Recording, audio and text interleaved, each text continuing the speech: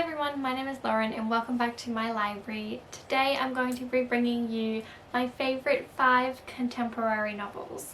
Now before we get into it, I just want to say if you could please like this video and subscribe, that would mean a lot to me. It really helps with the algorithm and I would greatly appreciate it. With that being said, let's just get into this. These are going to be in no particular order. These are just going to be some of my 5 favourites that I can think of off the top of my head that I also own. I have already done my 5 favourite sci-fis and my 5 favourite fantasy novels. So if you're interested in watching those, they will be in the link down below. Now, let's just get right into it. The first one I want to talk about is The Pact by, I feel like it's J.D. Picou. Someone told me that that's how you pronounce it, but the letters don't make sense to me. But The Pact by J.D. Picou. This is probably the novel that got me into reading in the first place. I remember reading this and just completely falling in love with it. And I loved the characters, I loved the story. I haven't read this for probably, I want to say at least 10 years. It has been a long time since I read this novel, but it definitely left a lasting impact on me. I couldn't tell you any of the people's names because it's been so long, but basically we are following 2 main characters. One's a female, one is a male, and we're doing flashbacks from like the past to the present. The boy is basically being charged for murdering his girlfriend, the other main character, and basically you're going through their past and seeing their relationship and how things came to be, and then flipping back to the present at the trial and hearing everything that happened. I think this is technically like a psychological thriller type book. Like, did he do it? Did he not do it? But towards the end you find out what happened, and I found that their relationship and like the past was something that was very cute and enjoyable for me. I still remember this one scene where they've both gone out and gotten into trouble and have basically been sent to their room and have been grounded and aren't allowed to see each other. And they live next door to each other and their rooms face each other, and they've learned how to do Morse code by turning their lights on and off so that they can talk to each other and communicate to each other. And I was like, that is so extra, but it's so friggin' romantic. I loved the idea of someone being that invested in you that they would literally learn Morse code to talk to you. And I was just like, my heart, I love it. The next one I have to talk about is The Fault in Our Stars by John Green. I think this is just like a staple in everyone's list. I find that I like books that like break my heart because it just makes me feel something. Me feeling those emotions and knowing that I'm so invested in that character is just like a sign of good writing and good character building and good world building and just like everything that I want in a book. I'm gonna sneeze. Excuse me. We are following Hazel Grace and August, who meet in a therapy group session for people with cancer or people who have been cured or are in remission for cancer. Basically, this is just their love story, except love stories don't always end in a happy ending. We all know how this ends.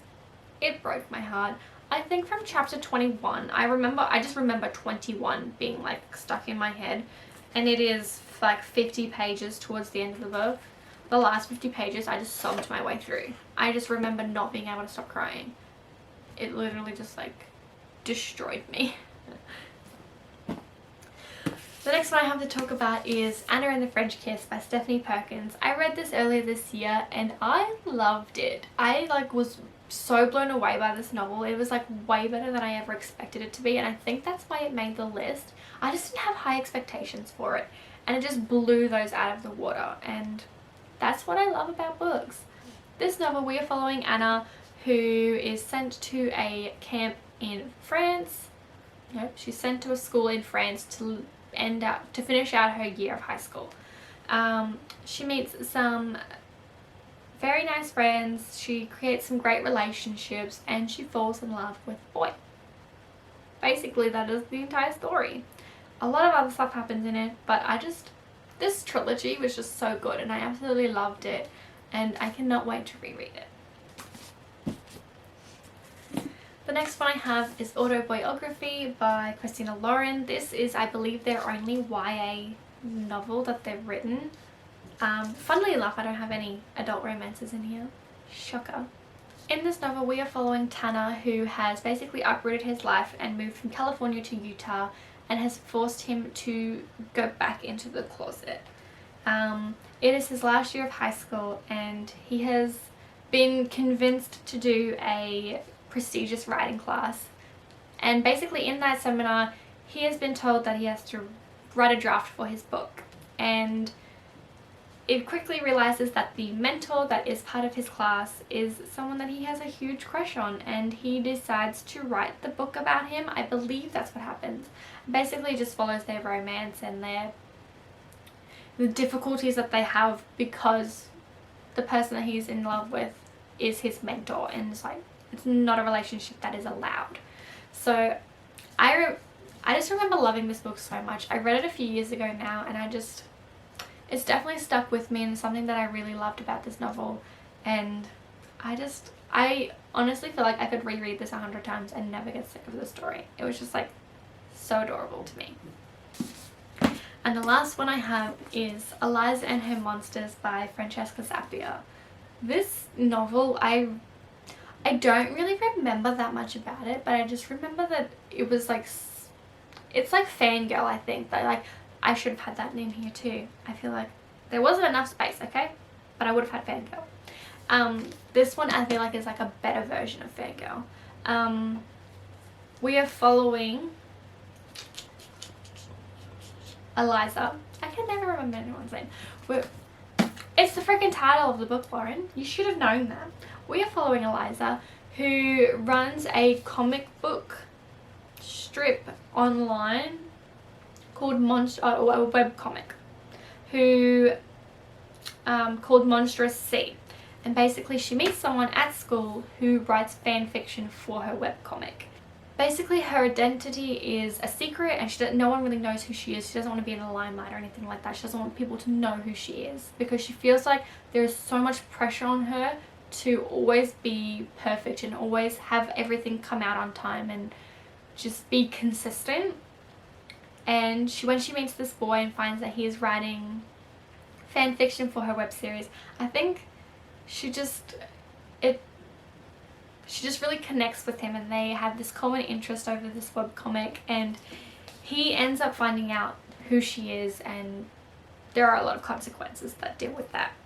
And I just felt like this novel dealt with anxiety and the expectations that people put on you so well. It was just it's such a good friggin' novel. And this version, the hardcover, there's even little drawings and stuff throughout, and I think they're just so cool. There's little drawings throughout the novel, and I just love that about this book, and I cannot wait to reread it. So with that being said, these are my 5 favorite contemporaries that I will reread for the rest of my life. Thank you so much for watching this video, and I will see you in my next one. Bye!